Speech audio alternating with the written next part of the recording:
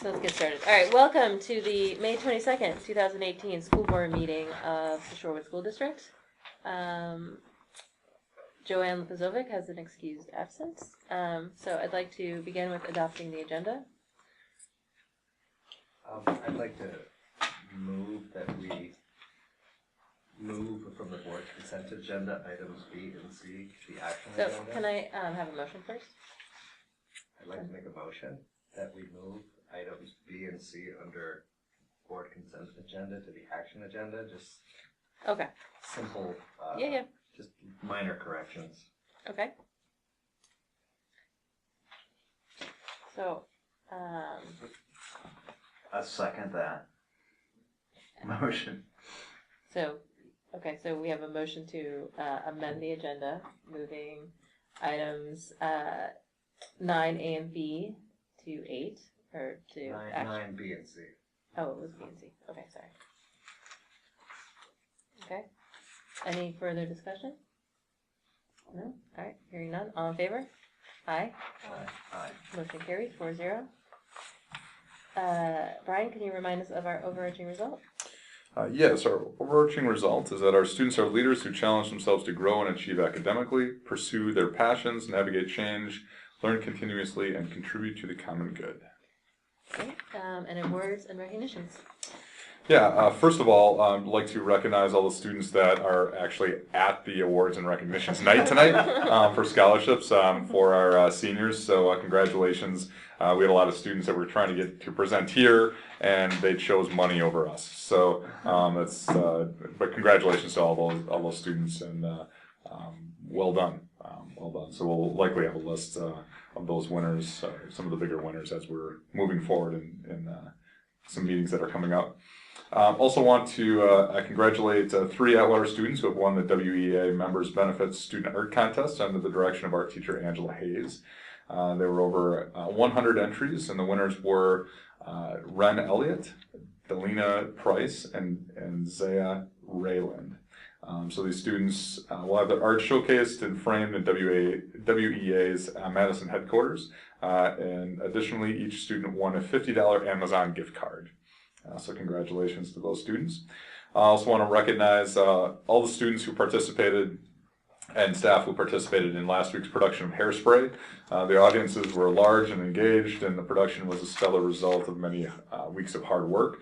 Thanks to all the students that gave their time and energy to participate in the production, from the actors to the builders and painters, to sound, lighting, stage managers, and of course, costumes, and all the adults that helped make this experience possible. So great work, everyone. I had an opportunity to see it on Friday night, and it was a phenomenal show, a great representation of the incredible talent that's here at Shorewood. So, in keeping with our tradition of excellence in performance and production, SHS has been awarded the following Jerry Awards, which were formerly the Tommy Awards.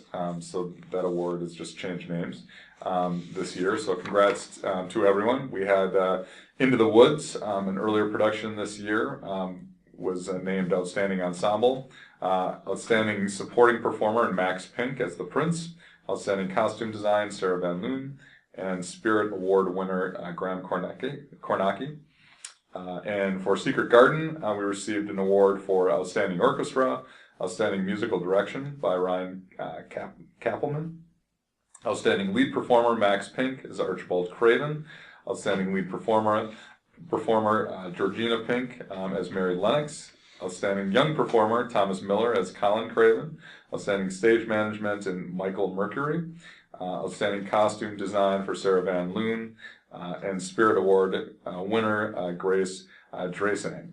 So congratulations to all those students, and they'll be recognized in June at the award ceremony for the Jerry Awards, formerly the Tommy Awards. And also want to congratulate the students who we recognized here earlier after winning the state championship, participated in the national mock trials at Reno, Nevada over this past weekend. The students faced formidable competition in their first 2 rounds. They drew the teams that finished 4th and 1st in the country, respectively. Tough draw. So anyway, the kids did a great job. They finished 29th overall out of 48 teams. So very proud of that team, and thank you to all the generous donations that made that trip possible. So thank you to all those students. And that concludes our recognitions for tonight. Great, thank you. So, yeah, because of kind of other events happening tonight, we are not going to have a student presentation at this board meeting, but hopefully before they leave at the next board meeting, or we're thinking about bringing back some alum for the next meeting, so that will hopefully be, or move back to focus on students. So up next is first of 3 public comments. Okay. All right, so, and then we switched the order a little bit tonight. We're going to do board governance first because one of the presenters for district operations can't be here till later.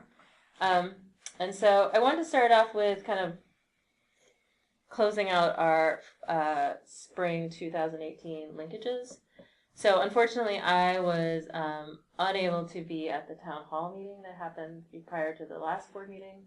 But if there are some reports similar to kind of the items that maybe need to be followed up on from that we want to discuss, and then the next item on there is the linkage follow-up, and Feda put together kind of all of the follow-up items for the other linkages we had, so we can kind of combine those together. But are there any from the 3 of you kind of follow-up items from the town hall report linkage? I think the town hall, one of the points of the conversation was how can we communicate some of the excellent things that are happening in the district a little bit better.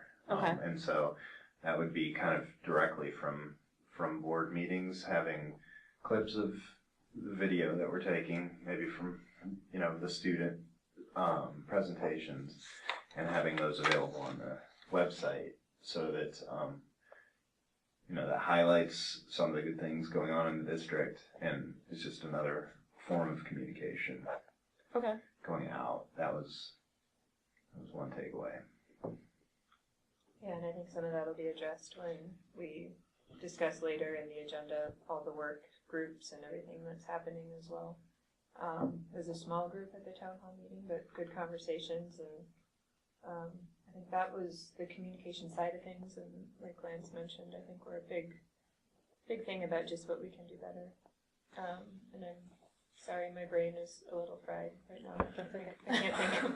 There's something else I wanted to mention about it, but now I can't think. Yeah, another point that came up that I think I brought up during our retreat was a concern from a teacher that attended about, concerns that with retirement and things that the teachers, that we maintain a balance between first-year teachers and more experienced teachers and veteran teachers. And we had a really good discussion about that and landed in a really good place. But I just wanted to reiterate that was a point that was brought up not as a major concern, but also recognizing kind of teachers' experience when they come to us with significant experience from other schools, that we don't necessarily start them out at lane 1. Mm-hmm. And so we kind of addressed those already. So. Okay. All right, and so then Feda, like I said, put together the linkage follow-ups from the other 5 linkages that had follow-ups that need to be done. And I would say that I think one of the kind of themes that comes out of from all of these is about communication. Mm-hmm. And so I think when we have Ted with us later tonight to talk about the communication plan, that we consider both the people internally and externally that we want to make sure we're communicating the same information to, and providing updates, because the students had the exact same comment about the mental health work that's happening, and SHS had a question about like what's already happening around the mental health initiative, right? So there's just been a lot of questions about us being better at letting people know what is happening and when, and kind of the next steps that we're taking. I just want to add one other thing that came up at the town hall, and I think applies to all the other linkages and communication, perhaps, and that is perhaps the need to do a better job of making sure we're getting input from parents and families who don't necessarily have time to come to these meetings due to just no spare time in their schedule. There's kind of a core group of people who we talk to or who have time to come out, and I think just in terms of our efforts to get a more diverse set of input, and maybe the survey they sent out, and that went to all parents, all families in the school district. That's one way to do that, and just that's something for us to follow up on and think about is how do we get that input.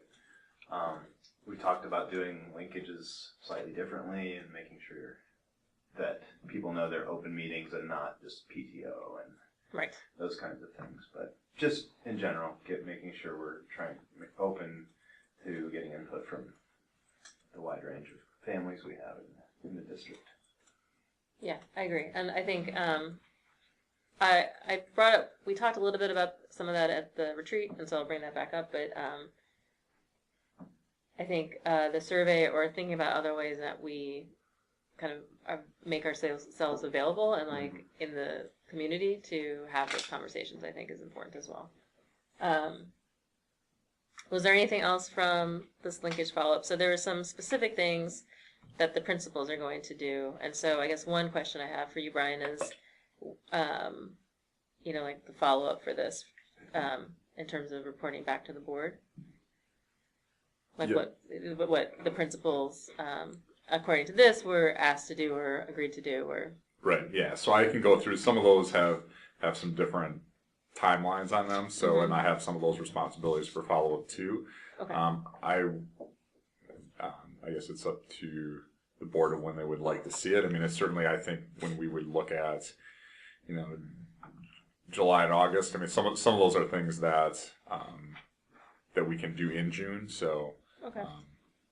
Maybe the second week in June we can give an update. Second meeting in June. Yeah. So a month. So basically a month to just get some feedback. Okay. Yeah, and some of these are things that, like I said, are going to be discussed in our communications conversation. So, but then some of these are very specific to that school. So, Right. Okay. And although we don't like to get into the weeds, since it's here in front of us, I'd be remiss not to mention one of the concerns that came at the SIS linkage around world language teachers' perception that they were overusing apps. I would, when you follow up with Principal Joint, perhaps look at having the focus be on the 3 modes of communication versus listening, speaking, reading, and writing, which is, we made that paradigm shift a while ago in the field of world language education. So having teachers kind of cognizant of the 3 modes, and those are part of the Wisconsin academic standards for learning world languages. But then also possibly, suggest that maybe those apps and those online things be a great resource to be used as homework, and in class time, maybe more interactive with the teacher. So I'm getting back out of the weeds and coming back to it. But since it was right in front of us, seeing as I do a lot of professional development for our national association on these things, I can't sit here in good conscience and not say something. Well, it Yes. does say here, right, that the majority of the time that students are engaged in communication in world language classes is through face-to-face interactions. Mm-hmm. Yeah, and he did follow up with them. So I don't unless there's a request to have further follow up. I think a suggestion that, and maybe it was the day that I was there for the refugee simulation, that I walked by and happened to see what that parent saw, and it just kind of raised a little concern, because those apps are great, but they can also be really good to be used just at home. So my 2 cents. And then and I guess I would like to hear the teachers not talking about reading, listening, speaking, and writing, but rather the 3 modes, which I could bore you with interpersonal, interpretive, presentational, but that's my world language professional hat. So is there a request from the board to follow up with him again, or?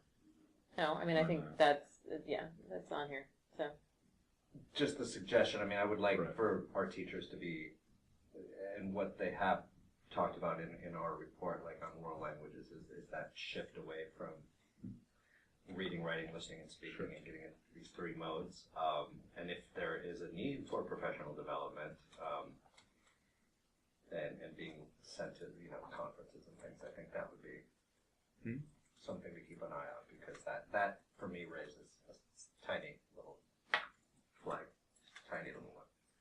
Okay, so I mean, it said they're going to monitor it moving forward, so we should hear back from them about it. Yeah. That's actually one of the next Yeah. results coming. So Right, and that's where that would be the natural spot for the monitoring to occur, and, Yeah. and having those questions. We'll have the staff here for that. So.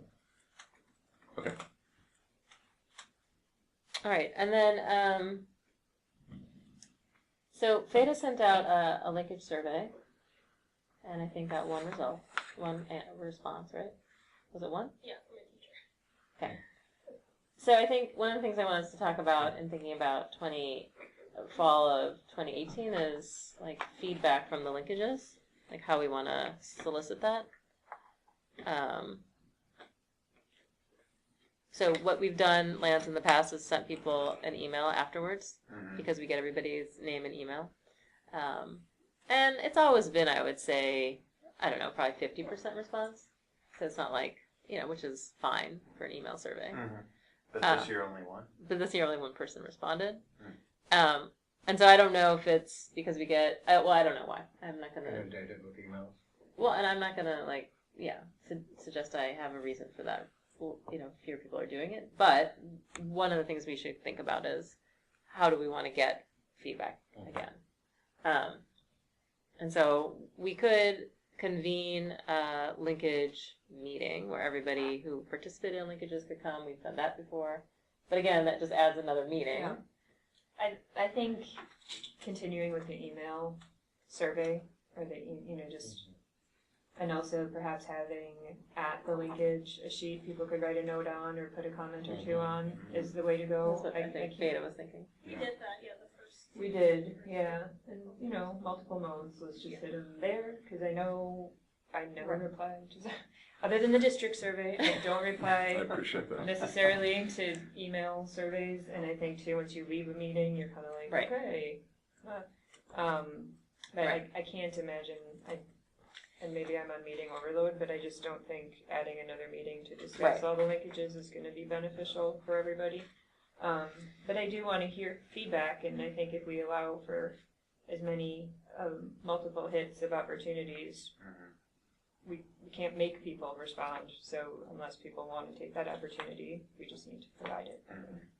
Okay, so moving forward, we would continue to do the email and then have a feedback form at the linkage. Yeah. Okay. And maybe, I don't know, maybe the email was sent out numerous times. I don't know, but sometimes I ignore emails until I've seen the third iteration of it. I don't think we're doing that. I don't want to spam. We're not people with sending emails. 3 emails out. I mean, we're not currently. Okay. So, I mean, there are other options, and we could do this. I was thinking now that we have our new and improved website is to have actually where we have our linkage reports, just have an option to fill out if you want to submit something there. Yeah. So, Yeah, I think we can use our website better in that. Yeah. In some of those ways. So, yeah. so that people could, just mention okay, I was at this linkage and this is what I want to respond to. So, okay. All right. So I wanted to update you guys or just remind you. So we talked about the fall 2019 linkages and said this is what we decided. So we're going to have 4 linkages that are hosted by the schools, but open to all community residents, and also not specifically tied to the PTO. And for those, we would have agenda items solicited via some Google poll that would go out in the newsletter for that school, and then in kind of other avenues of communication like Infinite Campus. But that it would be really open. So these would be essentially, I think the way we're thinking about it, right? Like town halls, but at the school level, building level, and really kind of open up to everybody who participates in those schools. and then continue to have the students as one of the linkages, the senior center and library, and what's the third one for that? VID. No, like the senior center, library, and then there's Historical Society. Historical Society. Right. Yeah, so the bid is one. And Shorewood Connects, I think, was part of that one too, right? Yeah. I think Oh so. yeah, okay. The have instead of the village has at this point doesn't have any standing committees either, and so we're gonna I think of our village meeting now as a linkage, which would be open to everybody. So did they change their structure recently? Yeah, they have now a committee of the whole Okay. instead of like a buy board and JPL and all those small Okay. committees. So we would have a linkage with the village as well. And then realtors is a separate one. The SEA and support staff as one. Although after today's meeting, I don't know that that's going to work.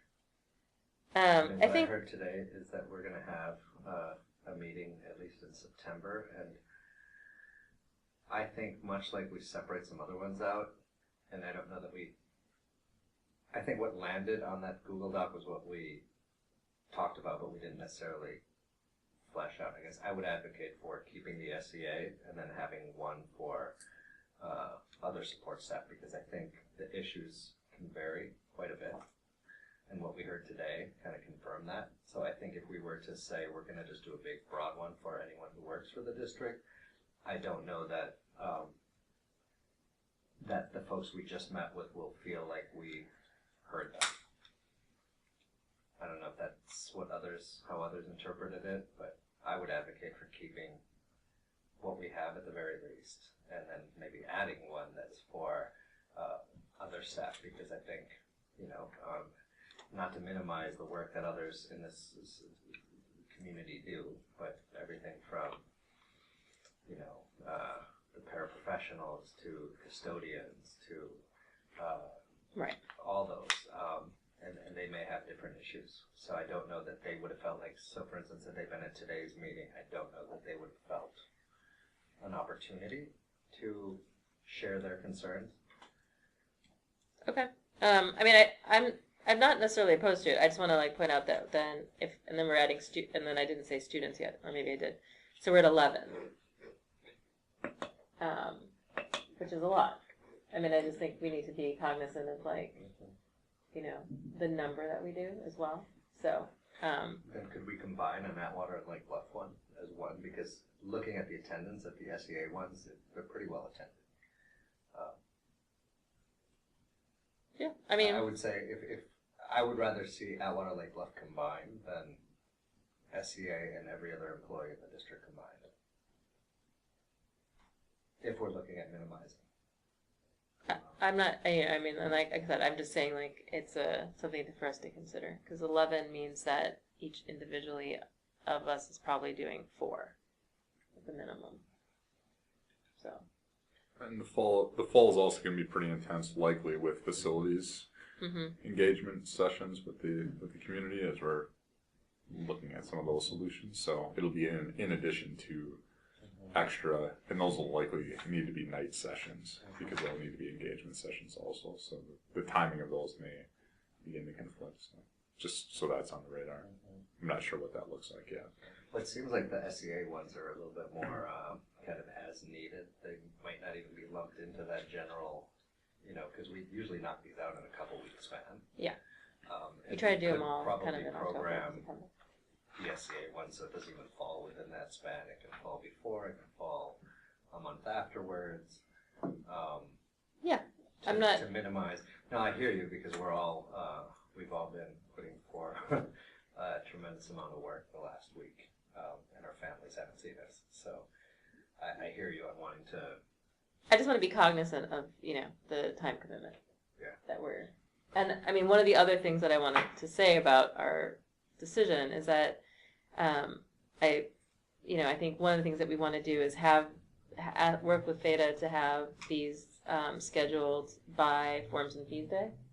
so that we can give the schedule to parents and start emailing it out and, Right. you know, so, I mean, we need to make some decisions sooner than later, about what we want to do in the fall, Right. so. I might just throw out there that I'm wondering if, I certainly see the need to have more than one linkage a year with, you know, people at any of the schools Mhm. and that so forth. I'm wondering if we could cut down to once a year on some of these others. BID, for example, or Historical Society. Do we really need 2 linkages a year for all those if we're looking to Mhm. economize our time? And maybe put those groups somewhere in the middle of the year to lessen the load. So like spread it out over 2 months instead of 2 weeks. Yeah, I mean, I remember the first time I went through my first bout of linkages as a new board member, I decided I would go to every single one, and I missed one because I was teaching, and it was a lot.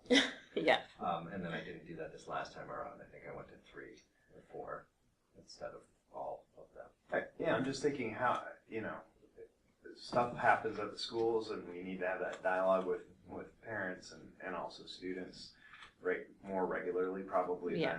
than the Historical Society. Maybe every 5 years. Just kidding. Historically Yeah, you know. appropriate, yeah.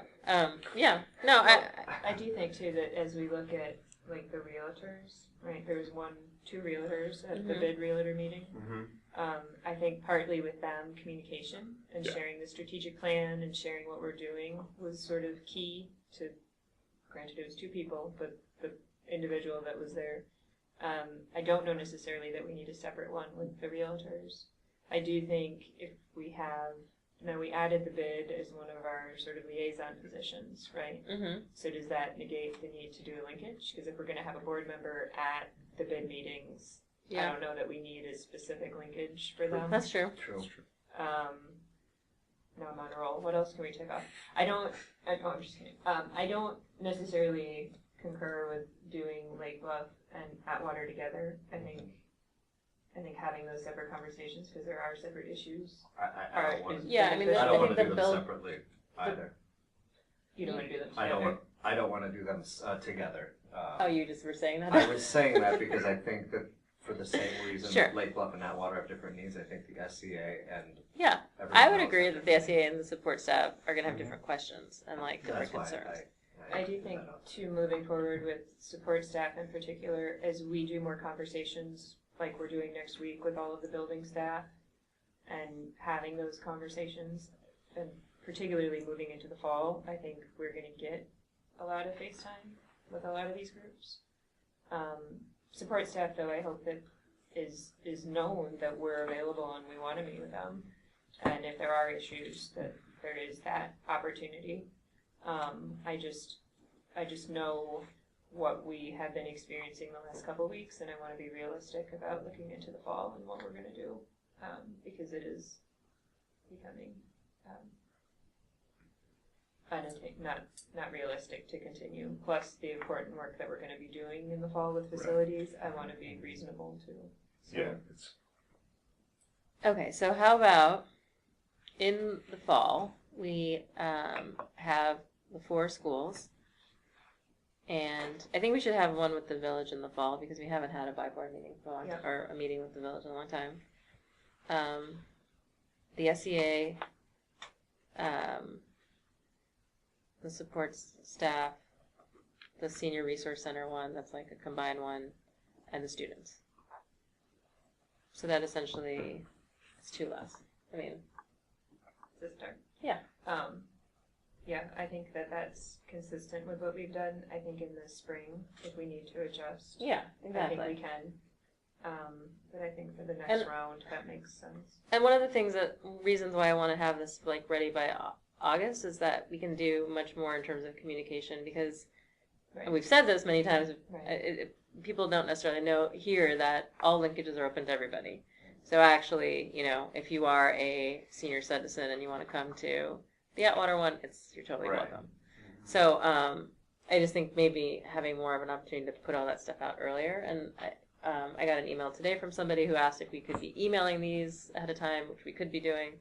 So I think there's a lot of opportunities if we have as part of our communication plan, like all these things set earlier on. Mhm. So I'll talk to Feda about like scheduling these in September and October. Are we too late to get them on the district calendar? When is the printing date? I'm not sure, but we can look. We at can that. check and We see. should be okay. Yeah, and then I think as you would email out, as buildings would email out, like an upcoming linkage, it would just really be the linkage schedule, right? Like here are the opportunities you have to engage with the board. We just have different locations. Yeah. So we do that. That would be, I think, a better way to go. Okay. And Thursday's the deadline for calendar. oh, Sorry. no. This came to mind. Yeah, I can check into that and just make sure. Okay. And then, so the other stuff I think we'll talk about in terms of our communication plan. All right. So, anything else for linkages? Either past or upcoming? Pablo, anything else? I'm just looking over the Atwater linkage, which I wasn't at. And there was just something written to the extent of having, of implementing screeners in support of the district's mental health initiative. And I was wondering, I guess the wellness worker met recently, where we are in terms of identifying a screener. So the board has an upcoming meeting with the wellness On committee June 5th, on right? June 5th. Yeah. Yeah. So they'll discuss it at that point. Okay. So many meetings I had forgotten. I hear you. It's on my radar, but Yeah. Okay. All right. So now we're going to go into liaison reports. So Hillary, rec board report. So I went to the Rec Advisory Committee meeting on May 7th. It was the first one with Jody as director, so that was, I think, nice to sort of see him in action, but also to, I think that was the first opportunity he had met a lot of the advisory board committee members, so that was good. We talked a lot about the summer programming, and there is a hiring need, so I'll mention this. Swim lessons, lifeguards. If anyone knows any lifeguards or people that want to teach swimming lessons, the rec department wants to hear from you. They are really looking forward to all of the summer programming that they have, and lots of good things going on in the bulletin. One of the questions that came up was just about having sort of life skill classes through the rec department. For instance, financial literacy. They were glad to hear that at some point that will be part of the math curriculum, given recent changes. But then they were also just talking about, life skills generally, and the potential of engaging community members who might be wanting to do something like that, and maybe the rec department's a good place to land that. I did provide them with an update on facilities and invited them all to be part of the FACT process. And I did notice, and I really thank Megan and Justin for putting that. I noticed the postcard or the half sheet in the fitness center, and I've noticed at other places that they touch, and so that was good to see in other areas that probably generate more community views. The one thing which was not part of this but is sort of relevant, and I didn't know where to sort of land it, but I wonder if there can be more coordination between the district summer school programs and when the rec department does their registry for classes. And this is new to me, but looking at summer school and when you get confirmation of what choices you made for that, and then knowing when you had to get registered for summer classes, they don't intersect very well. And I wonder if we can just be more in the future sort of coordinated in that effort so that parents can plan a calendar of activities and not wonder if that's gonna get messed up Sure. if you don't get into your choice for summer school or or vice versa. So I just mentioned that as we look to make it a little easier for parents to register for summer programming, if we can be a little more coordinated in that regard. But otherwise, the next meeting won't be until the fall. So can I ask Brian about and I don't know, this might be a question for Tim, how much the rec department's like offerings are coordinated with our curriculum? Because I know that they're offering, like, for example, EL and Watershed Wisdom Junior this year, right?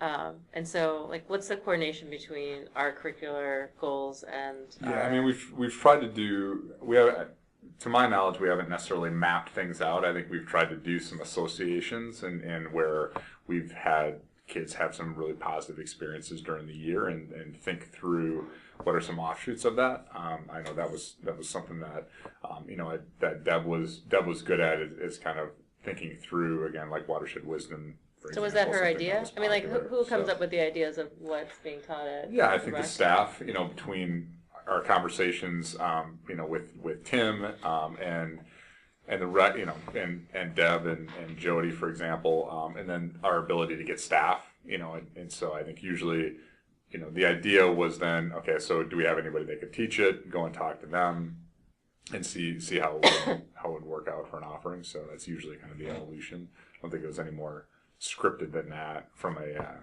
rec department standpoint. Just trying to stay relevant with the language and offerings that kids would be interested in taking. Okay. And then you're talking about summer school where students are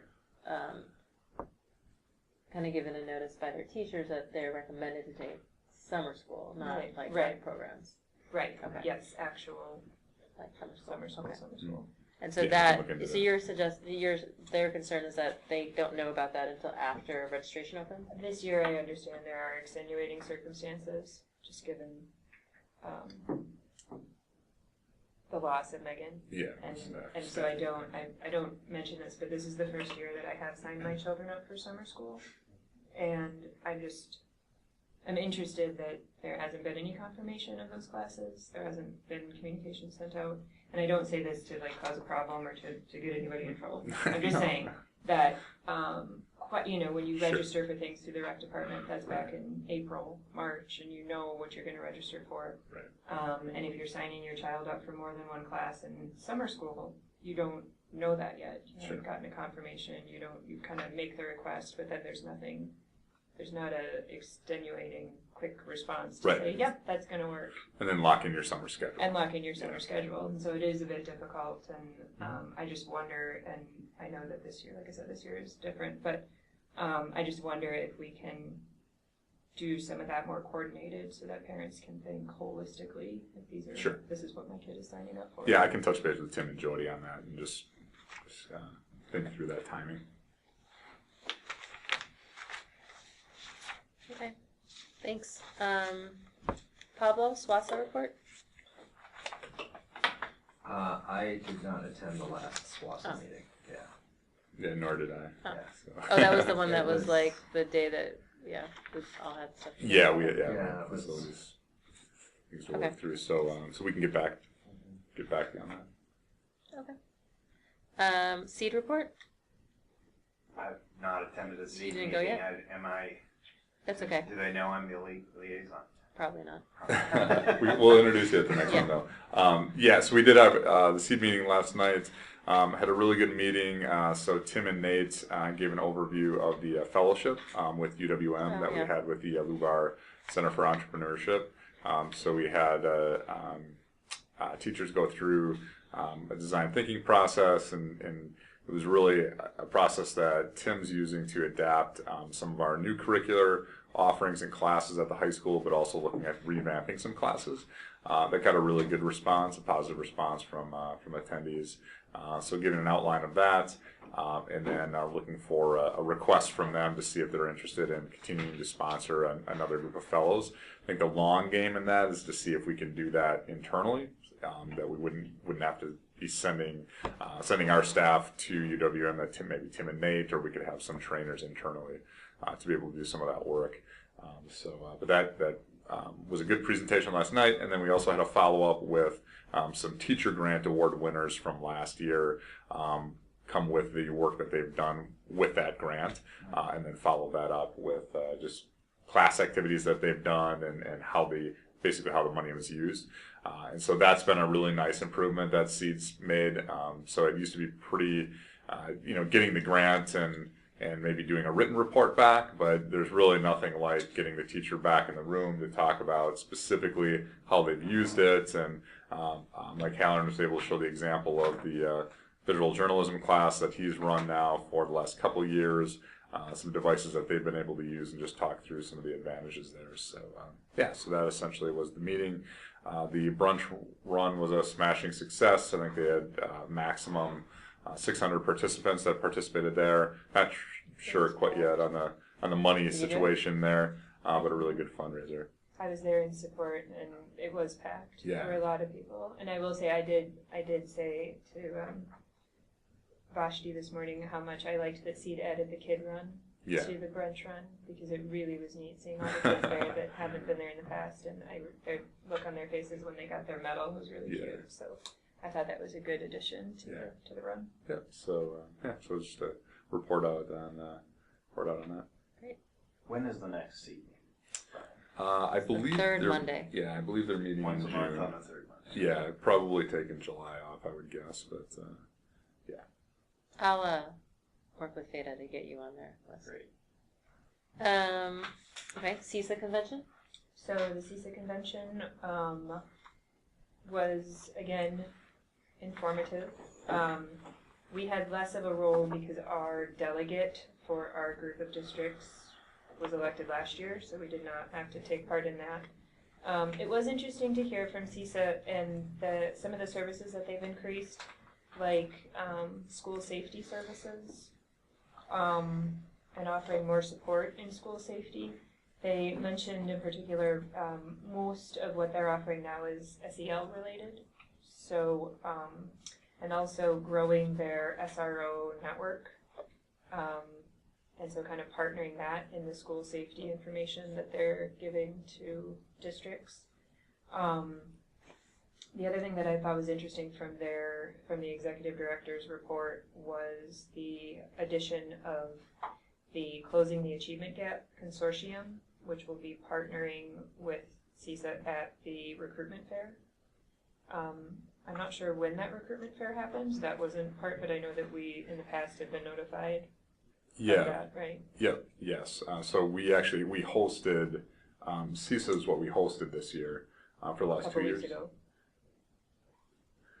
So we've hosted the recruiting fair here, so that'll be good. The Closing the Achievement Gap, I think their recruiting fair needed a little revamp, so I think that combination is going to be really good. So that was very successful for us. It was great to have it on campus. We actually had Amy Miller participated at our booth this year to be able to have kind of a teacher perspective there, which we've talked about with her doing that moving forward. That's really, really helpful. So it's like, not only can we sell our district, but come talk to a teacher who loves our district and lives in the district. So that's been really good. So. Yeah. The only other thing that was sort of striking to me when they gave some of the statistics of the CISA 1 district was that we have over 7,000 homeless children within CISA 1. And when you think about that, there are 45 member districts in CISA 1, they obviously goes, along the lake, north of us, south of us, west of us. That was a bit striking to me. And they did mention that they've increased a lot of their services and wraparound services to reach those children. So I was glad to hear that. So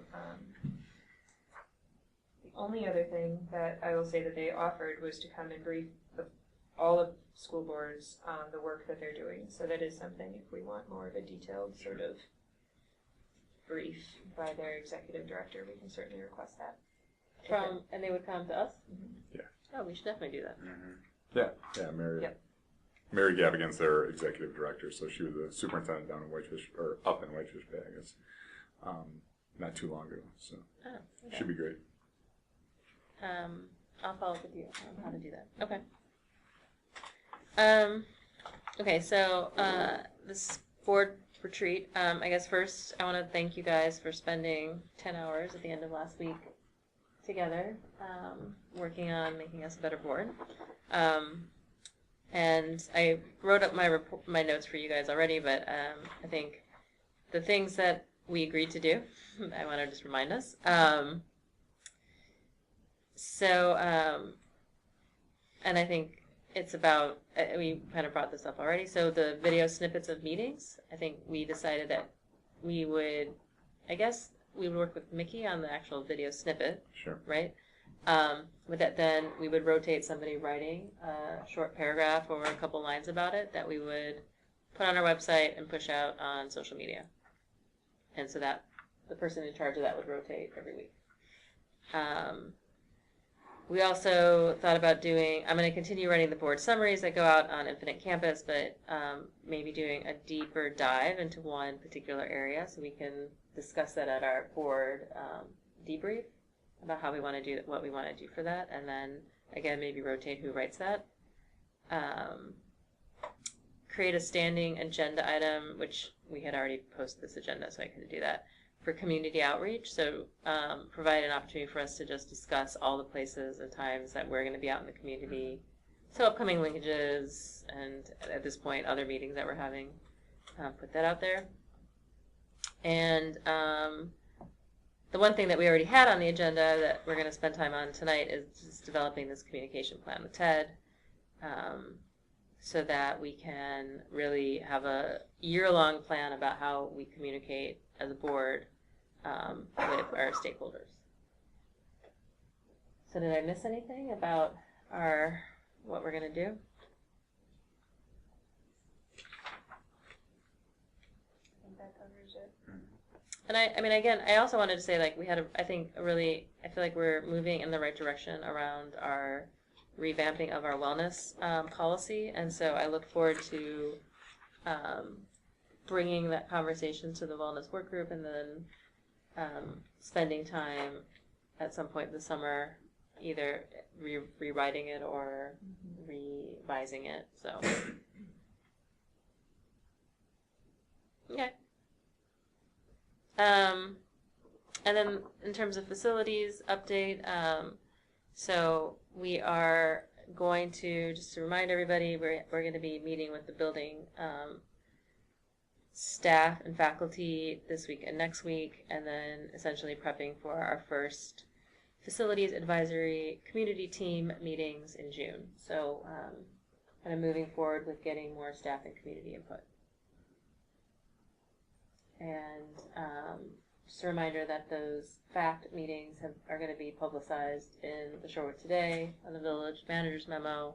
We'll send out an Infinite Campus note about it, and through it'll be on the website. Mm-hmm. So, but obviously, still, as you talk to people, encourage them to come. Okay. Can we make a amendment to the agenda? Because I want to add that it wasn't on here because I went to the Human Relations Commission meeting last week. We can't add things to the Okay, agenda, I can report on it next time. Yeah. Thanks. but I will put it for the next agenda meeting. Thank you. Yeah, it was last Tuesday, so I didn't have time to Yeah. get it on there. Okay. Thank you. Okay, so we're up to public comments, number 2.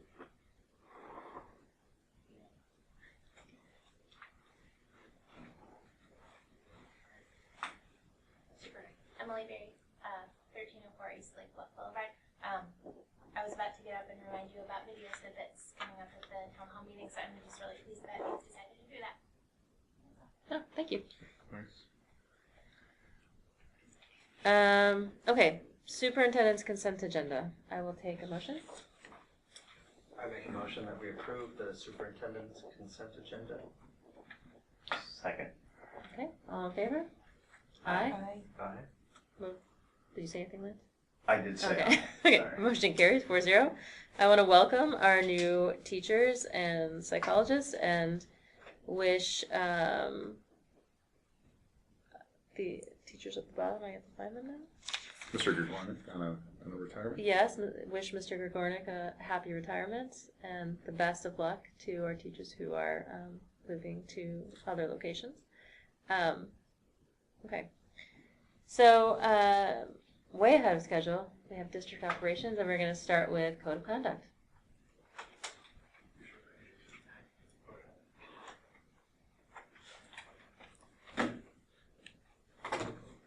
Hello. Hey, sorry, I'm running from awards and scholarships over here. No, that's good. All set to go. I think in the attachment that you guys have, you should have both the current code of conduct, that's the old grid-looking one, with, I'll say, not a lot of pizzazz or color, and then you have the newer one, which has a lot of color, and then obviously a lot more on that front page. So just to kind of take you through the process that we used. This past fall, in November, we started by soliciting people to join us for the code of conduct work group. We sent out a district-wide invite to all parents. We invited all parents to express some interest, see who wanted to participate with us.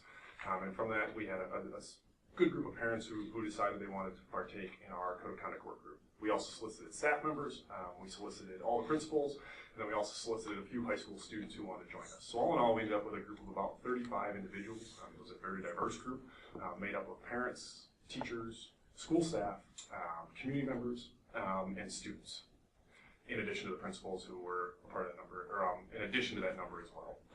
So what we basically did is started the code of conduct work group. We focused on meeting once a month over the course of 6 months at 2 hours apiece. We did the first Monday of every month was our plan, and that's what we followed. What we did is essentially lay out where our current code of conduct was. We did kind of an introductory, we'll call it a crash course in how the current code of conduct works.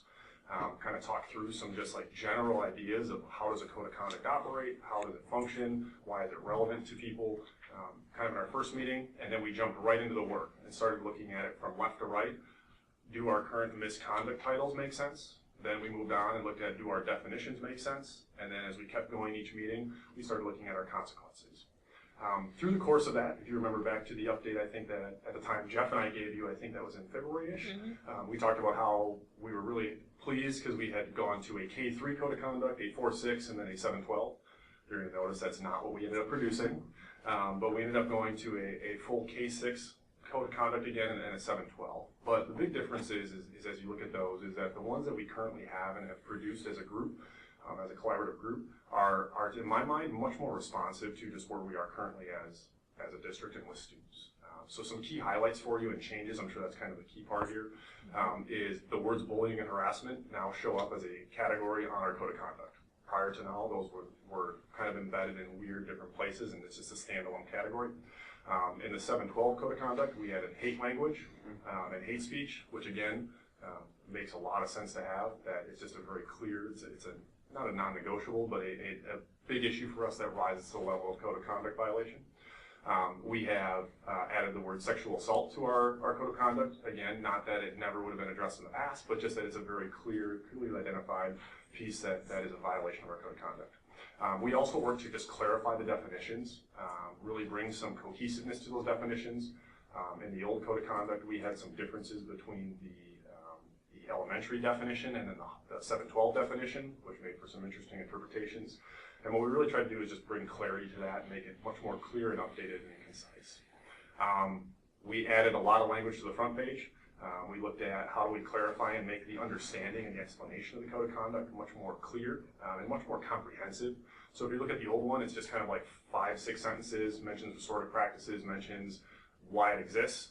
This new definition talks about how it relates to board policy and wellness and character and citizenship, so it ties right back to what the board expects from its students and from its staff to uphold. It talks about how that code of conduct would be used, and then it also talks about the proactive measures that we as staff take prior to necessarily, a behavior occurring. So it just kind of is, in my mind, a much more all-encompassing look. Every time we had updates to it, we brought it back to the group, re-talked about it. Never was it set in stone until recently. We always were looking at, all right, we thought it made sense a month ago, does it make sense now this month as we're moving forward with it? So really, like I said, it started off as a revision, and I would argue it was much closer to a almost not top to bottom redo, but it was a much more in-depth and elaborate redo than it was we were originally expecting. But I think the end product is a really good product that makes a lot of sense to a lot of people. Yeah, that's the gist of it. So it looks great. So thank you, and I appreciate the overview of kind of like the big changes. So two questions. One is, the first is, one of the concerns has been like how these things are put into Infinite Campus, or like how they're reported. And so are the same, like if I'm a parent, am I going to see the same titles or categories in Infinite Campus? So right now, you would not see that. I mean, I'm just being honest. You would not see them line up perfectly with the code of conduct. In the future, the plan is to have the code of conduct titles match up with what you'd see in Infinite Campus. However, have a few additional ones. So not everything that's a code of conduct violation would necessarily, might need to be a little bit more specific in those titles. But the goal would be to have that be 95% of it. Okay. What's the holdup on making that consistent? Is it just an Infinite Campus programming issue? Yep. Well, it's an Infinite Campus programming issue, and a person who knows how to get into Infinite Campus and make those changes, who we don't currently have. Gotcha. So the goal is yes, but my So qualifier. who used to do that? What's that? We used to have somebody who did that? Megan would be able to contact Okay. Infinite Campus and figure those pieces out. Okay. We just don't currently have someone in that position. Okay. So essentially, it's a customization. That's what we have Okay. to do, is customize it, because we have to add a few pieces. So if you were going to give me an estimated time on doing that? Yeah, typically Maybe. we would wait until the summer. You finish the school year so that you're not changing titles halfway through Okay, the year, and so because we'll do that it this changes your referral data. So you'd finish out a school year and then you attempt to do it over the summer. So Okay. we'll certainly attempt to do that over the So summer. the goal would be by September 1, we'd be ready to roll with it.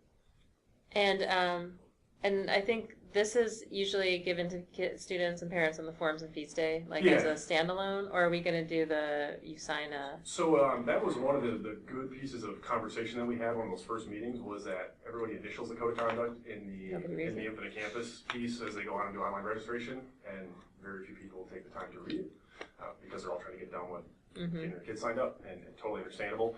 So we talked about having a much better plan, for the high school, as we talk to each class and every student at the beginning of the school year, making sure we talk about what the code of conduct is, what it means, and then just how we use it here at the high school. Same thing at SIS, and then the same thing at the elementary schools. So obviously tailored to grade levels, but making it much more clear to for sure our students that it exists and why it exists. Okay. And then my second question was going to be around kind of going back to Infinite Campus and how it's coded, like PD for staff on the changes that have occurred, just so that we've talked about consistency, right, in how things are reported. Yep, absolutely. I think that's absolutely something that we work through. I know, like again, I can only speak for the high school, but anytime a referral is submitted, I will talk to the teacher if I think it was mislabeled to make sure we get the appropriate label on it, because again, we want to make sure we're consistent and we have a consistent understanding of what the violation was. And so who would do Joe's job at the elementary school? So we'll have some training with the principals just around, as soon as we get the new titles in there, just as far as entry, just to make sure we have consistency. So it'd be the principals. And so, and the principal is the one who's responsible for ensuring that the staff understand like the nuances and like what the expectations are. Yep, so last year we actually created a video that walked staff through how to actually write a referral. So Joe and I will update that over the summer and recreate that video, and then it's easily accessible, and we put it on our staff-only page so they can go back to it as they fill out the referrals. But principals will also address their staffs at the beginning of next year, just kind of highlight any changes that were made and how that works.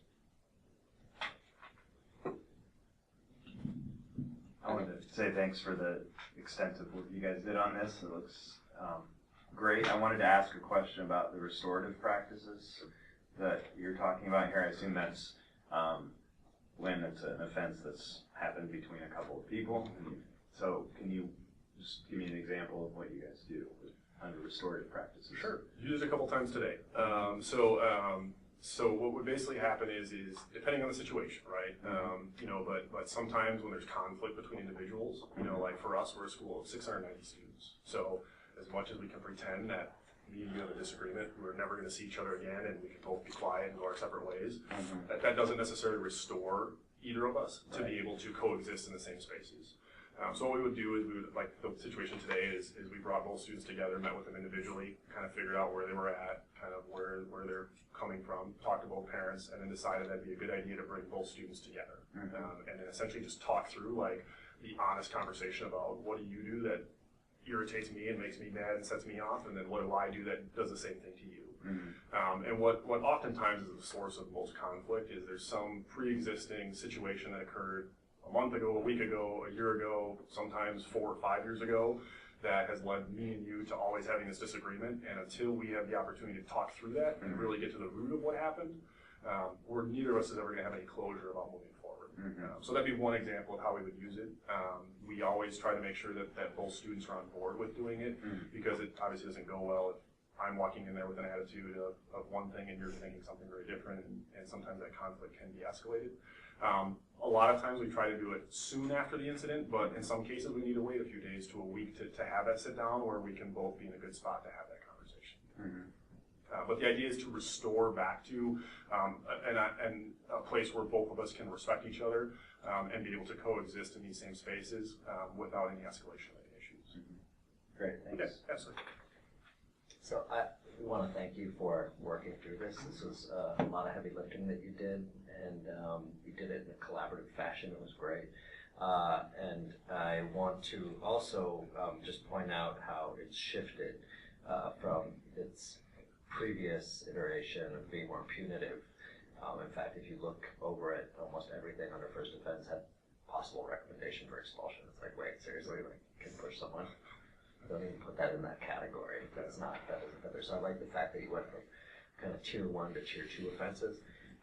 So it's less punitive and more corrective. I also appreciated the fact, and this wasn't a part of the previous iteration, like if there's some drug-related offense, in the past it was you're just sent home for 5 days maximum, or possibly recommended for expulsion, versus what we have now, which is referral to a school counselor or the school psychologist, and that's very positive. The one thing I wanted to ask was one of the distinctions between the elementary code of conduct and the secondary code of conduct was that elementary had in-school suspensions, but secondary had out-of-school suspensions. And my concern is if we have, let's say, a drug-related offense, I guess the last place I'd want to send kids would be home, where they're bored and maybe unsupervised. And I'm wondering where we are, or if we do in-school suspensions. I'm not here advocating, hey, let's just suspend in school, but having it in our repertoire. Could you expand on why we don't do in-school suspensions? And yeah, we haven't here at the high school, largely because, and same thing at SIS, it really comes down to just a capacity issue.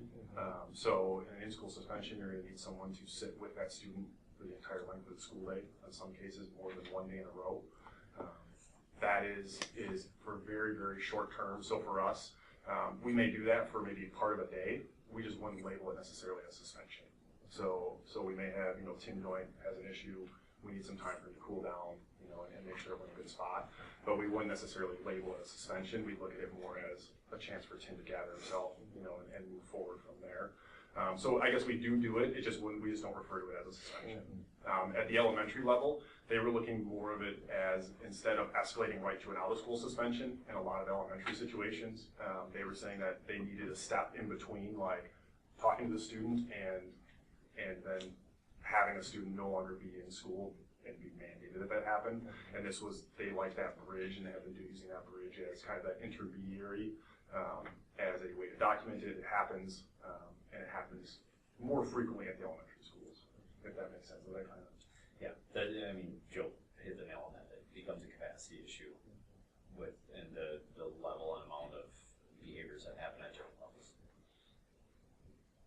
And have we had incidents where we've had drug-related things or other related things where we've had to suspend for extended days at a time.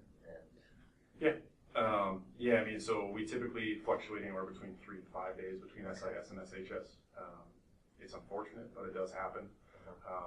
You know, we did talk through that a lot as a work group, you know, and understanding kind of what situations that might entail. You know, for us, it's always making it very clear what, I don't want to say our line in the sand is, but essentially we do have some non-negotiable, you know, that they do happen. You know, unfortunately, there's some pretty serious issues that do happen, and we have to work through them, being mindful that we're working with, in many cases, a child, working with the parents, working with the victim and if there's a victim, and their parents, you know, and understanding kind of how this whole movement of we want to correct the behavior, but the behavior was extremely egregious in nature, and that there needs to be some document, some moving of the serious nature of the event. yeah, thanks again for that work. So a code of conduct violation would, the way a parent would be notified would be what? Like, how would a parent know that their child Sure. had a code of conduct? For me, it's always phone. I call. It's not always a fun conversation, but it's a conversation that needs to happen because there was a violation of what we consider to be our code of conduct. You know, it's a straightforward conversation. It's a lot of times a restorative conversation with the parent. You know, and working through how a lot of times the conversation goes to, well, how do I talk to my child about this? Or, you know, what do you think? What's the reaction of the school? How can I emphasize that and re-emphasize that at home? How can we work in partnership? And that's what we talked about in that first page, work in partnership to help correct the behavior versus like, we're on our island, you're on your island. Let's both just attack it 2 different ways and hope we get a result. It's trying to be more calculated with that. Okay. Yeah, it's typically a phone call, if not a phone call, I mean, you try to make it a phone call. There have been times where you call and it goes straight to voicemail and the voicemail box is full. You then have to go to other phone numbers, emails, any way that you can attempt to contact is what you do. But obviously a phone call is kind of our first line of communication. And you mentioned kind of spending time with the students and each of the schools and the teachers. And so is there going to be, and maybe this is a question for you, Brian, about thinking through a way to ensure that parents have an opportunity to talk to and ask questions about the code of conduct as well?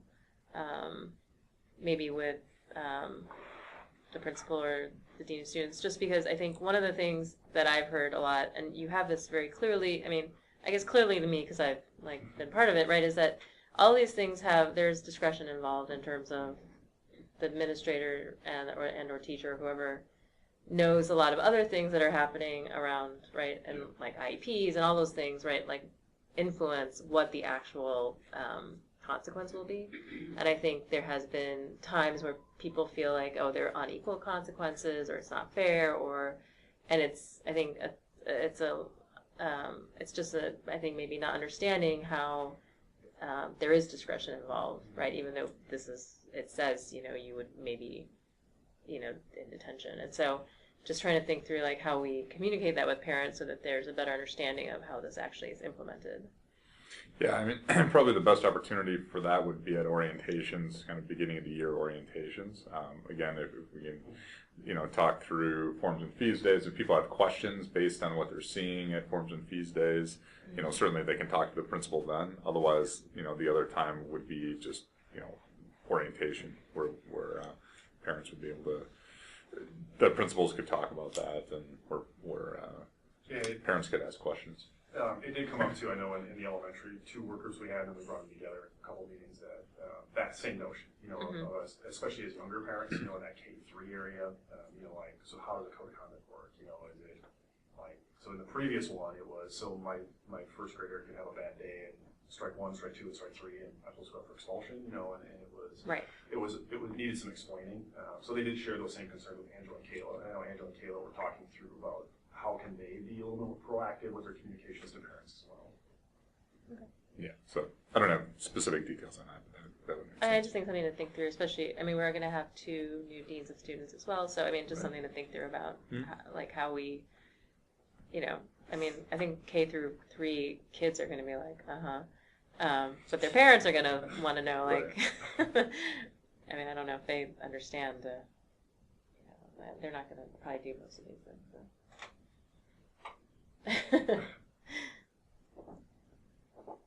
Okay, any other questions? So I guess we'll see this in a couple months. Sounds good. Thank Okay. you. Yeah, thank you. So Ted is on his way. So we're gonna shuffle the agenda a little bit and have Brian give us the update on the African American Research Study. Yes, so I'm meeting regularly with the 3 professors from UWM who are doing the African American Research Study. That's with our intermediate school students, but primarily with our high school students. So that's been a nice, been good to be updated. So they've made some good progress in their sample size of both interviews and focus groups. So we've had, up to this point, feedback through a survey with 56 of our teachers. That was a online survey, essentially, looking at some of the components of working with our African American students on our campuses. And again, this is intermediate school and high school.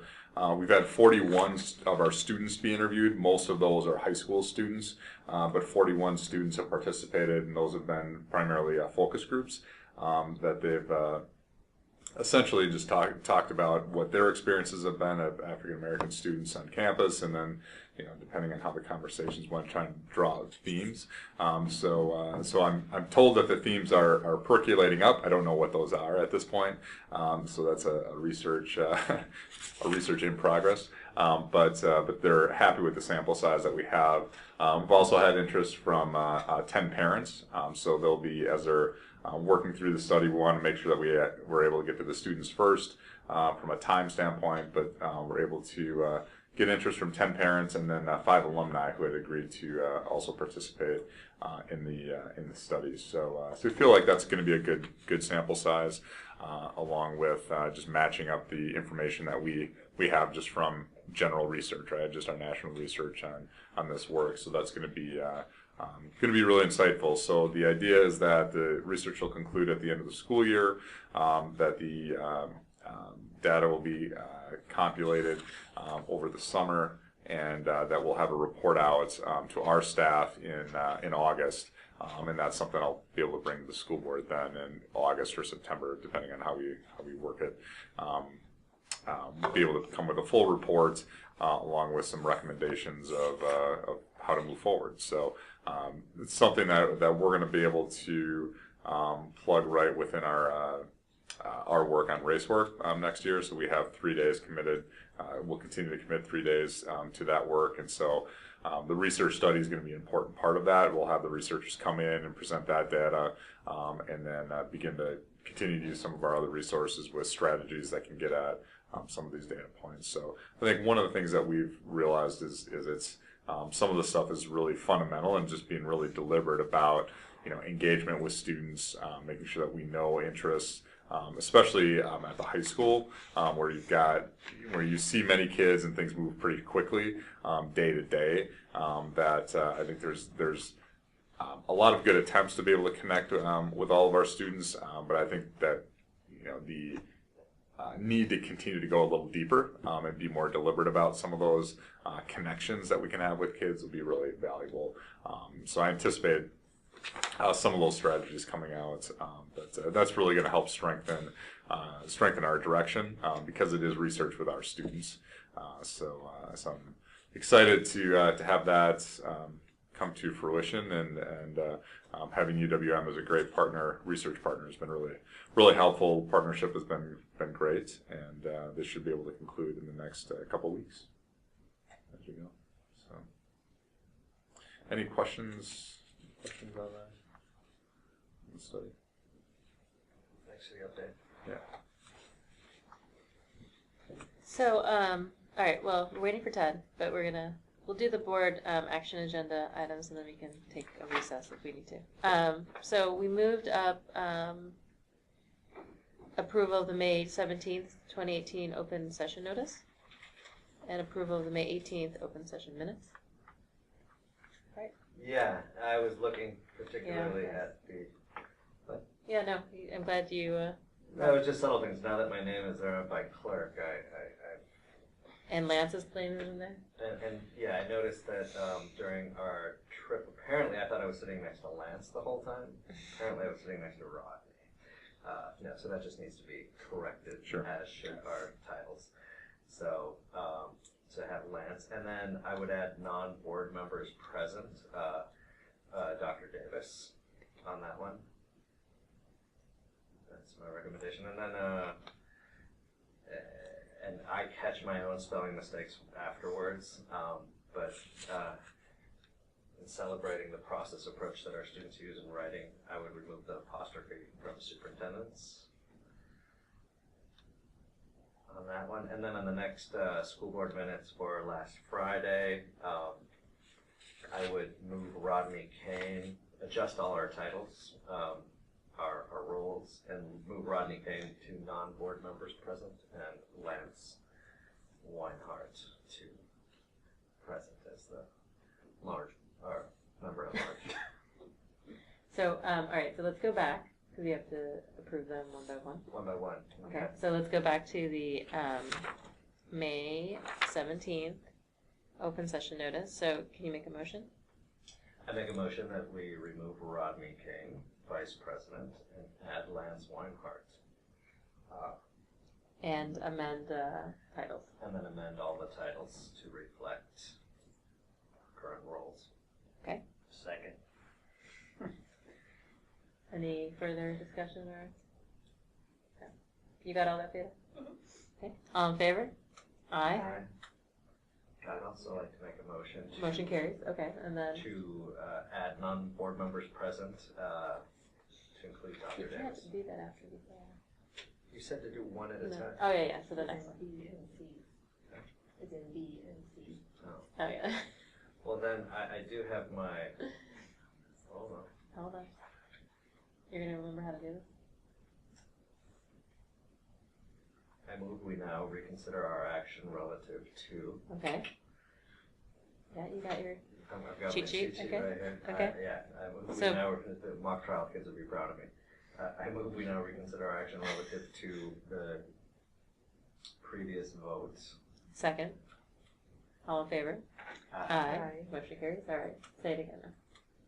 I move that we add Ted has plenty of time. non-board members present, Dr. Davis, to that open session as well. All right. Second. All in favor? Aye. Aye. Aye. Motion carries. Wait, there's another one. Apostrophe. Okay. No, forget about the apostrophe. That's fine. Leave that. All right, and then do the May 18th. All right.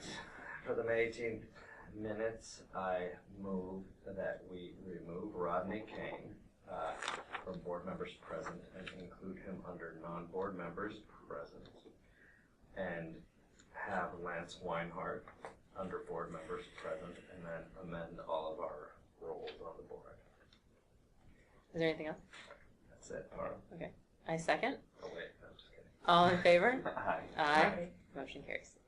Okay. Thank you, Pablo, for bringing those up.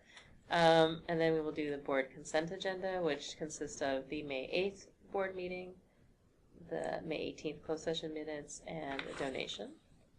So I will take a motion. I move that we approve the board consent agenda. Second. All in favor? Aye.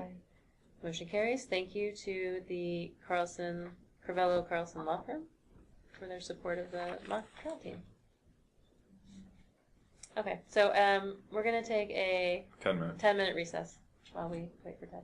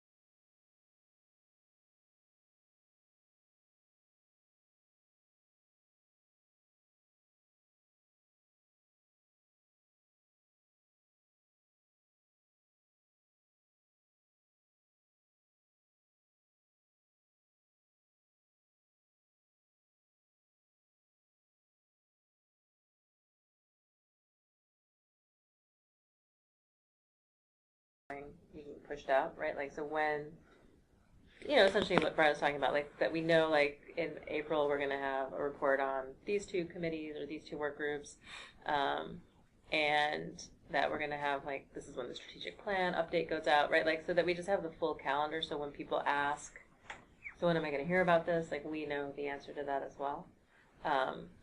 And we did talk about the idea that we want, when we think about our stakeholders, it's parents, we want to be able to send things to students, in terms of linkages, and then staff. I mean, one of the things that has come up, I think, in our meetings with staff is that they don't feel like they're getting enough information. So, I mean, there's components that Brian is going to do, components that we're going to do, but we want all of that on the annual, like, work plan. So, absolutely. And do you anticipate, so just from a board standpoint, anticipate to just integrate that within our current work plan? Or do we need another column for that? We'll just make another column, I think. Around communications, Yeah. and just work through that. So you're familiar with that. So we'll just have another column as far as, when the reports come out, and then we'll be able to just put that as the agenda item. Yeah. Communications. So. Right, exactly. So to follow on all of that, really the purpose of this presentation is just to talk about how we do that, and how we can make sure that these work groups and interest groups that are formed, basically that there are frequent communications, that there's a record of the work that they're doing, the purpose that they serve, the description of the groups that's easily accessible anytime, and to come up with a format for that, and also to make it easily accessible for the entire community and the public and you as the board and staff members and parents. Anytime, really, by using our new website, which we want to continue to make into an improved communications vehicle, with resources for the entire community that are updated frequently. And so Brian and I had a good discussion about how we might do this, and just wanted to kind of lay out some ideas for how this would be planned, and to get your feedback and your thoughts. But the thought is that we could basically have a section on our website dedicated to the work groups and interest groups that would be easily accessible. I had a very specific idea in mind for where it might live under the district tab, and from there the community could find it under work groups and interest groups. And if you can imagine a user landing on that page, they would then get a list of all of the work groups and interest groups, where they could click on the name of the group, and then at the top of the page they'll have a description of the purpose of the group, much like this handout that you guys had access to. And then beneath that, an ongoing series of updates, both with respect to a schedule of their meetings coming up. So you guys were talking about looking at a calendar where you can just know when things are going to be discussed, when meetings are going to be scheduled, but also clickable updates. That what we were thinking was updates that would be approximately quarterly, communication updates on what's new. So again, for a user clicking on this page, they would find the purpose of the work group. They would see a description of the work that's been done, and they would be able to hear what's been discussed in the most recent meetings and what the plan is for what the work group would do next. So we talked about the format that could take. What does that clickable link look like for a quarterly communication summary? And what we thought was, informative, concise, easy to read, not pages and pages of notes or documents. So we kind of thought it could be in a few different formats. And again, the administrator, district administrator contact would be kind of responsible for making sure that these updates happen on a quarterly basis. And, again, maintaining this section of the website, I can also work with the administrators to, give them a gentle nudge if we don't have quarterly updates, or if we're due for one, we can monitor this on an ongoing basis. But in terms of the format, what we were thinking was it could be perhaps a video, so just maybe 2 minutes or less, just a brief summary of what the work group has been up to and what the plan is to work on or to focus on next. It could be PowerPoint slides with a voiceover, almost like a narrative. we're thinking approximately, 10 to 12 slides. Just here's what we're focused on. Here's what our work has been focused on lately. Or it could be, say, just an MS Word file. It could be a report that's, say, 2 pages. So we want to try to give specifics like that so we don't get wildly divergent updates from group to group, right? They have an idea of, okay, here's the format for your regular communications, here's what we're expecting. So that's basically the concept we have for how these updates could be continuously posted. So again, you would see a schedule of the planned meetings over the school year. You would see another column that would be basically latest communication updates. You'd be able to click, okay, quarterly communication update for, May of 2018, and you would be able to click on that, whether it's a video, whether it's a PowerPoint, whether it's an MS Word file, and to be able to look at that. And basically these could be added chronologically with the most recent updates, going up to the top of the page, along with the administrator contacts. That's sort of the concept or the idea for what we had, how this could be set up. And certainly welcome your feedback on what else we should include, how we could change it, how you think it would work best. I really like what you laid out and suggested. My only question is, would there be value in delineating between a staff administrator, work group, interest group versus one that has community participation? Realizing that some of these are just staff and teachers and administrators and others do have community. I just wonder if it would be good to somehow highlight those differently. I don't know if one's bolded or, however, it doesn't have to be like a different page where they would land or anything. I'm just thinking, so that people know that student nutrition has, parents on it as well, or what have you. That makes sense to me. Well, Absolutely. I think the other, because the difference also is that work groups are internal to the district and essentially, like, they have a purpose that Brian is directing, and so they have like a specific task that they're working on, and they're not really. This is, I think, the thing about they're not really open to community members, like anybody coming, whereas interest groups are.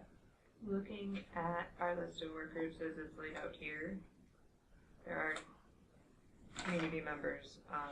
Correct. Yeah, we do have community that members were on. invited to be on there. Right. So that's why I think it's more complicated than.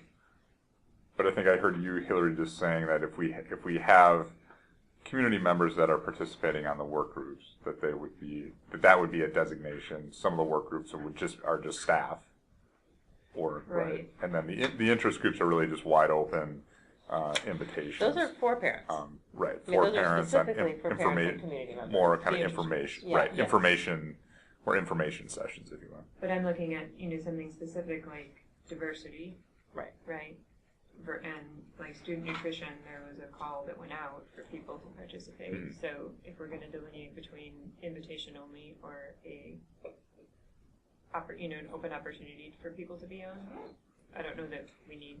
To do that as well. I just want to make sure that people understand these meetings have non-staff participants Sure. at these meetings. I agree with you about. So my sense is, based on the diversity one is a good example of this, right? So,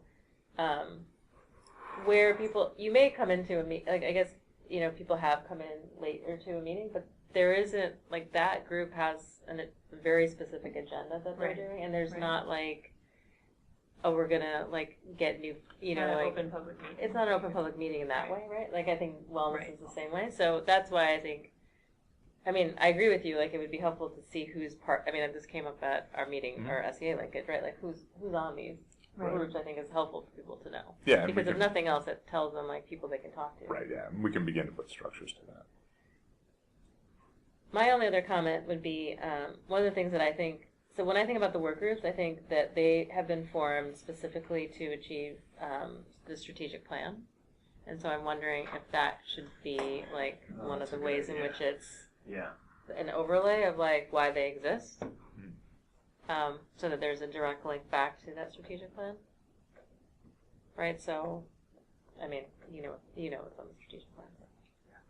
Absolutely. And we could also put that in the description of the, of each group. Right. At the top of the page, to link it back to. Mm-hmm.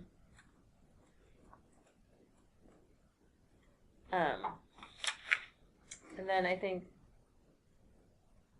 one of the things that I guess we need to decide as a board too is where we want to put the facilities community team, advisory community team on here. Do we want it here? I mean, there's multiple places it could go on the website, so. Yeah, I mean, there's already a facilities link, right?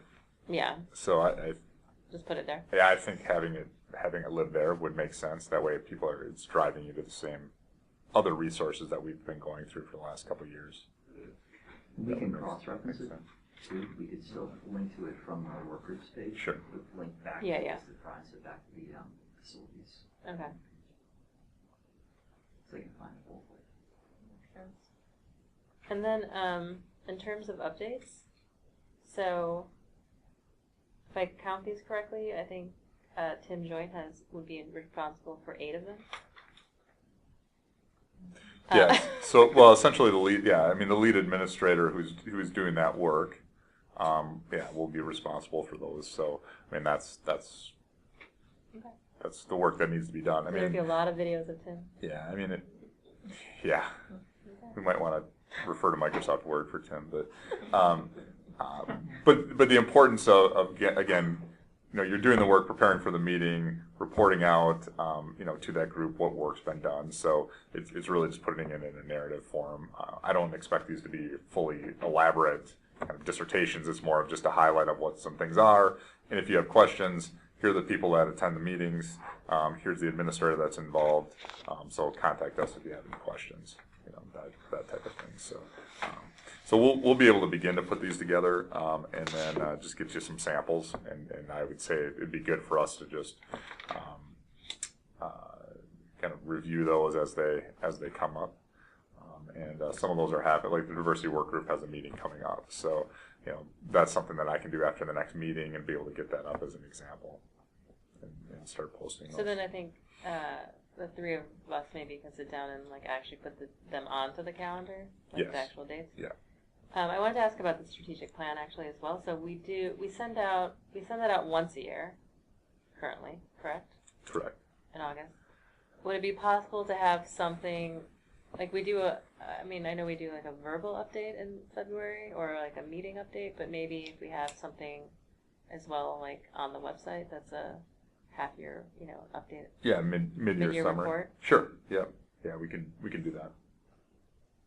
That would just be essentially a report of what was a summary of what was at the meeting, and then it just like this year when we did kind of or like you put the PowerPoint up or something. yeah, and maybe some themes from some feedback questions that people had. So yeah, that'd be one more that we can add.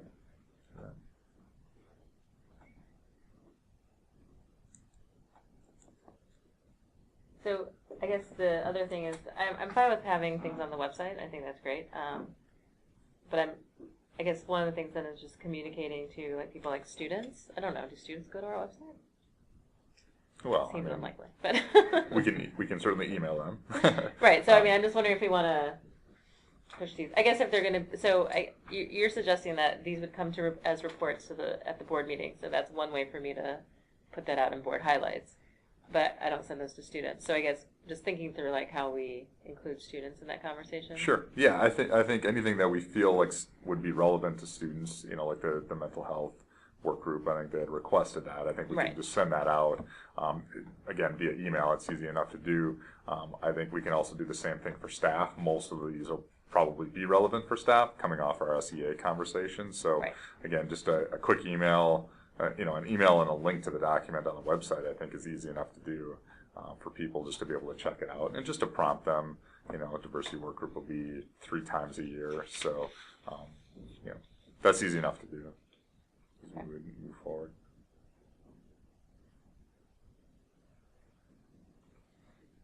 Okay. Any other questions? It's nice to see the list of everything, because it does put it in perspective about how much is happening.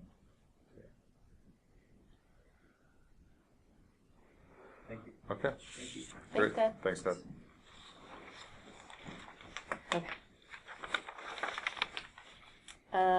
Okay, so public comments number 3.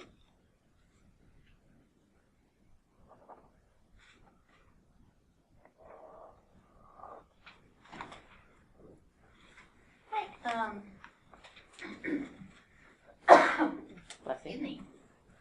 Emily Berry at 1304 East Lake Bluff.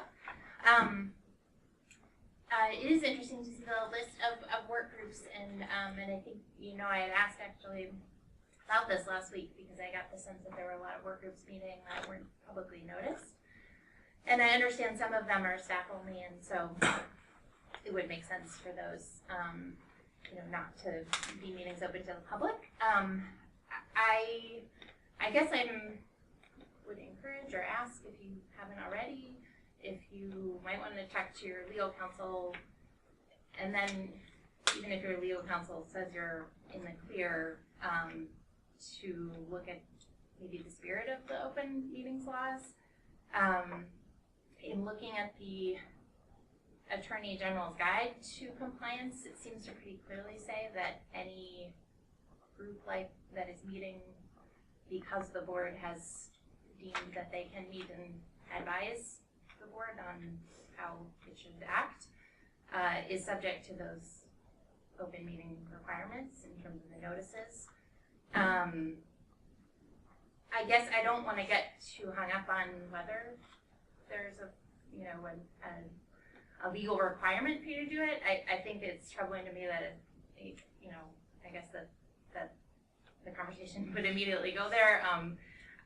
I would hope that the board would really, and the district would go out of its way to really open up and be transparent about the groups that are meeting. So I welcome the communications efforts that Ted talked about. I think those are all really good ideas. I think there are a couple things that would take it a step further, and one is to just actually publicly notice, as you do with the board meetings, when those groups are meeting. Not in terms of here's the schedule once a year, but like an actual notice that's posted in public places. And also to be transparent about how the members are being chosen. If it is just that the administration is selecting parents that they want on that group, then I think people should know that, and then also know if they are welcome to listen or welcome to volunteer, or how they would submit their names for consideration to be included in that group. It seems like if you're talking like you were with the linkages about wanting to get parents involved, and some people kind of are most interested in a single issue, and if they were able to be on the mental health work group but didn't know that it was happening, then I think that's a good thing for them to know. A couple other things. I think in looking at the agendas, particularly stuff like the retreats, there's no posted agenda, and I understand a retreat is meant to be a little bit looser in form. I know how difficult it is for you all to spend the day, 10 hours is a really long time, so thank you for doing that. It would be great to know even just a short list of bullet points, like things that you're talking about at your retreats. That wasn't in the notice that I saw.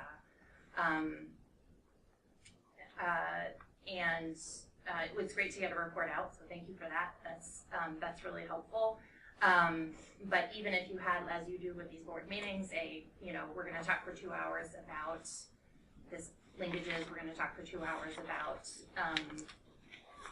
science curriculum or whatever, just to give people a sense, like if they were to stop by for an hour and listen in on the board's conversation, when they could maybe take an hour off of work, and show up and see that.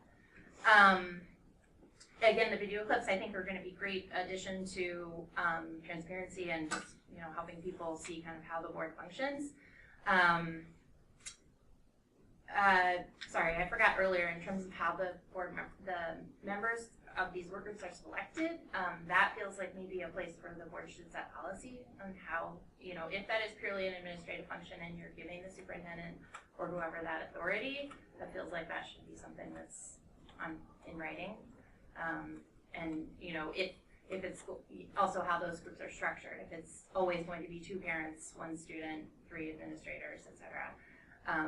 It feels like that should be written down somewhere. So I know my time's almost up. I have one other thing that caught my attention from this guide to the open meetings laws, and this is something we talked about before about public comment period.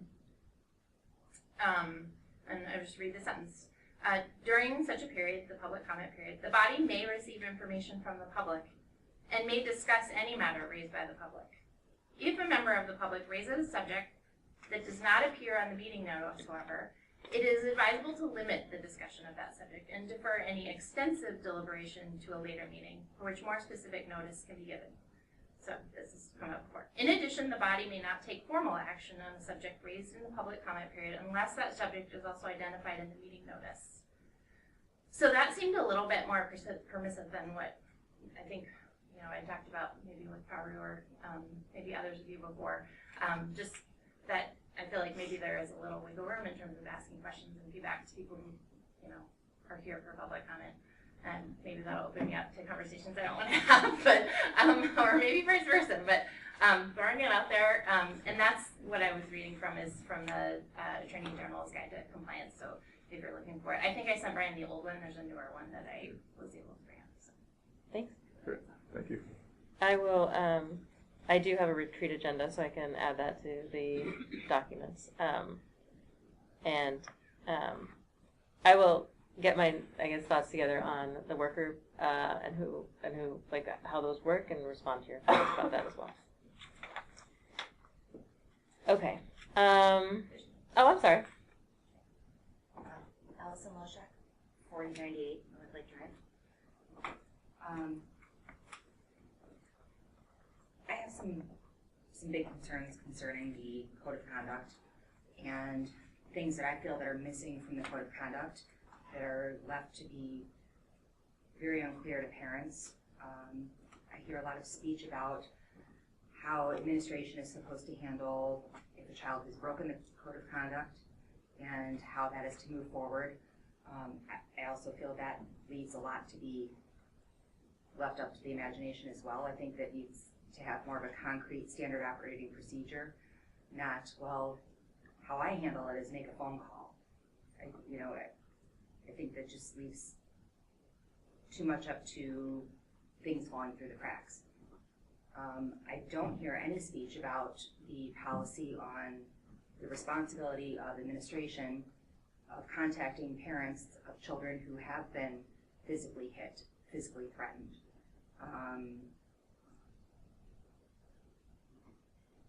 I speak from experience. My daughter was punched in the throat last week at school, and I found out at 6 p.m. that night. Never a call, email, anything from school. Nothing. Though it was reported to Mrs. Russick. She had meetings with all of the kids, and my daughter was sent back to class with this child, a child that has had numerous infractions. And I'm the first to give somebody second chances. But this was I'll beat you up, punch in the throat. It was intentional. And when I asked for, the report, my husband and I went in the next day. We never received a phone call or anything, nothing. So where is the verbiage in there about the school's responsibility to report to the parents? This is time and time again. It's not just me. This is the second time this has happened with schools since we started this year. Once with my second grader being assaulted by another child in the bathroom. I didn't hear from Mrs. Russick for 3 days. I did, however, hear from her teacher, who's a first-year teacher. He's wonderful. But he was left on his own. Not even the guidance counselor contacted me. And this is after a child exposing herself to my daughter in the bathroom and then trying to drag her back into the bathroom. This is serious. And the more I talk to people, the more I hear about everyone thinking, oh, I thought this was just my child. I thought this was just my child. So if I'm not receiving word from the principal of the school, how am I to have any faith that they are following procedures, or that they are writing reports, that they are doing what they have to do. How can I trust that? And when is enough enough? I guess, you know. So I wanted to start by saying I'm really sorry to hear about both what's happened to both your kids this year. And I don't know the answer to this question, so I will have to follow up with you on that. But thank you for bringing it to our attention. I mean, I would just like to see, I think that it's really important for parents to have it somewhere on online where they can look and say, okay, how is this to be handled? How can we properly parent our children and guide our children if we're not given the information? I feel like there's a huge disconnect. And if you're too busy to handle it, not you yourself, but then there should be there should be a chain of command. And there should be more than one person handling this so it doesn't get dropped through the cracks. Because it's important, we talk about all these things about guns and violence and all of this. We need to fix what's at the bottom so those things don't happen. And our kids are speaking out as well. It's really unfortunate. So. Thank you. Yeah, I will follow up with you. Thank you. Thank you.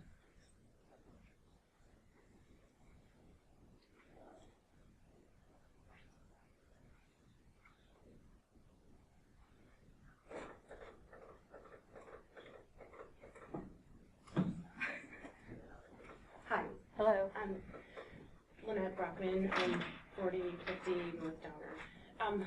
I wanted to just kind of follow up on something that I brought to your attention or kind of talked about in the past. And it was about student mental health. And I didn't feel like there was really anything that was being done this year for our students, and I'm kind of concerned about going forward as to where that's headed.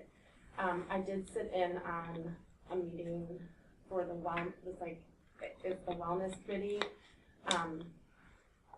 in talking to the superintendent. I knew that there was one because I think the vice principal had told me at the high school. So I had in my talk with the superintendent about I kind of wanted to know why we wouldn't use the speaker. I wanted reasons because I hadn't gotten any. And in that conversation, I said, well, I'd like to sit in on the wellness group. I was told by Brian that I was not welcome and that I could not sit in on that group at this time. And I didn't really understand that, and I did continue to ask, and there were other parents. It was not a staff. It wasn't just staff. There is another parent that sits on the group who I'm, friends with or acquaintances, and so I knew about it. I did continue to ask when the meeting was. I found out when it was. I did attend it. I was not able to participate, which is fine, because I just kind of wanted to see what was going on. In the meantime of trying to figure out when this meeting was and stuff, I did request 4 times to get a copy of the student risk behavior survey. I was not able to get that, so I did put in a open request for it, and I did get it after I put the open request in. That is all I got, so it seems that it is now May, and there has not been anything else done with this. And I'm concerned about that because I feel that the numbers on here, I'm not going to go through all of the numbers, but on here it says that, first of all, let me start by saying there was 561 students that took it. In our high school we have 690, which is what Joe said tonight, so I'm assuming that's an accurate number. Out of those students, we had 94 students say that they seriously considered attempting suicide in the last 12 months. We had 53 students that said they had made a plan on how to end their life. We had numbers are alarming to me. We had a lot of students that said that they, like they were sad and hopeless, and it kept them from their usual activities. We had 157 students that said that. The thing for me that's sad is that we had these, and there's a little, I'm getting different, DPI told me that these were available to us as soon as the students took them. When we lost the student at the high school, I asked for these because I was like, that puts the kids at risk. Where are we at? What's our numbers? No one had asked for it at that time, and I did call DPI, and they did tell me that it was available to us immediately. That Arthur Anderson was our person that would have gotten that. He hadn't done that yet. I know that after we got them, there was some time where there was an error that he noticed and they had to fix it. Fine. Still, you have not been given this, and you're not going to get it until the next school board meeting, which is after school is out. There has been nothing done this year for these students. These are someone's kids. This could be, anyone's kid. It could be my neighbor. That's not okay with me.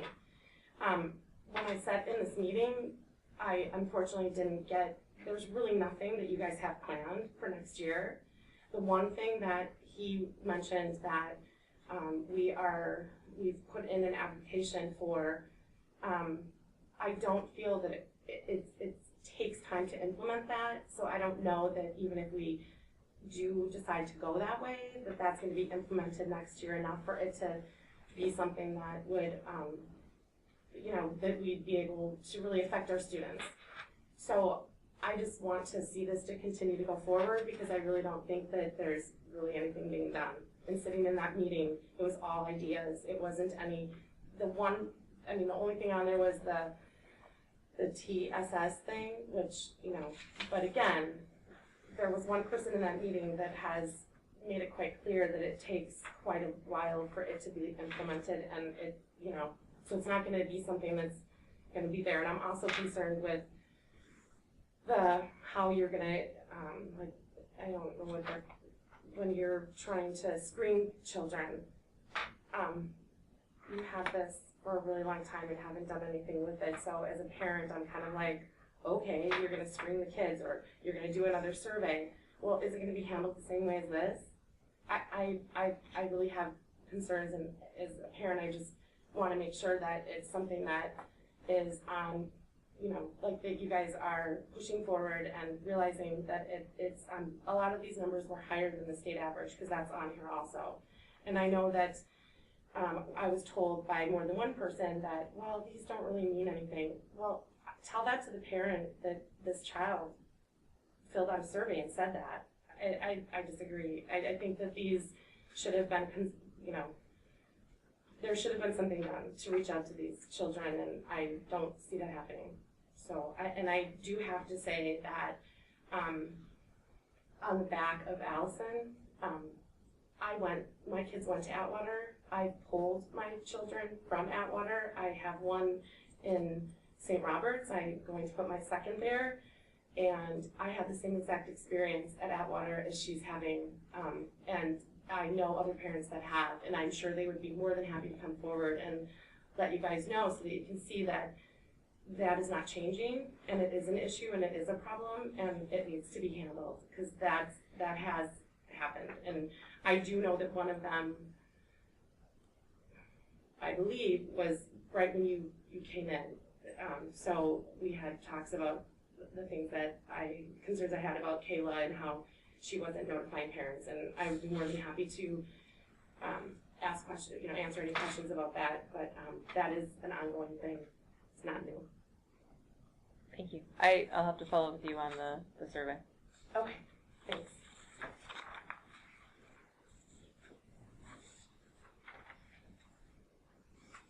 Okay.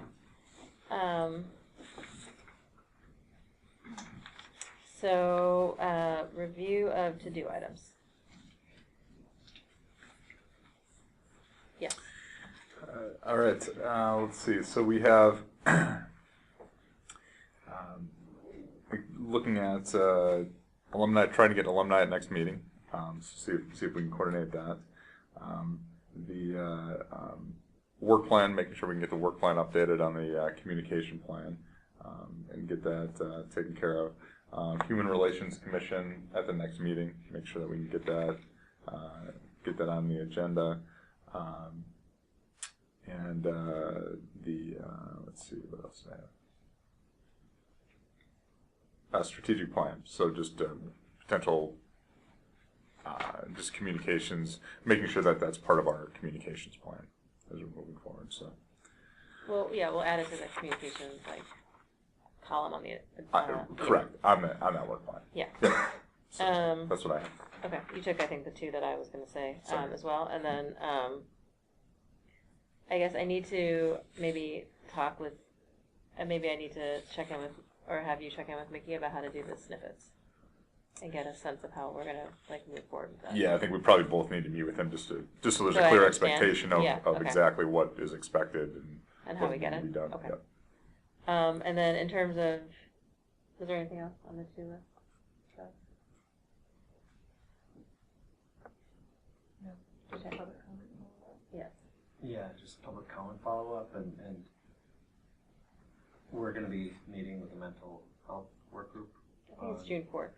June 4th, so Believe so, that yep. will get us all up to speed. But then also we may want to revisit what we heard tonight in terms of what kind of follow-up is there for parents, as was mentioned tonight.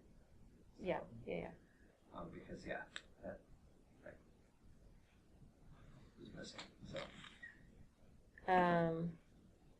All right, and so in terms of future agenda items, besides making sure we have the Human Resources Committee meeting update, is there any other agenda items that you'd like me to add? Consider?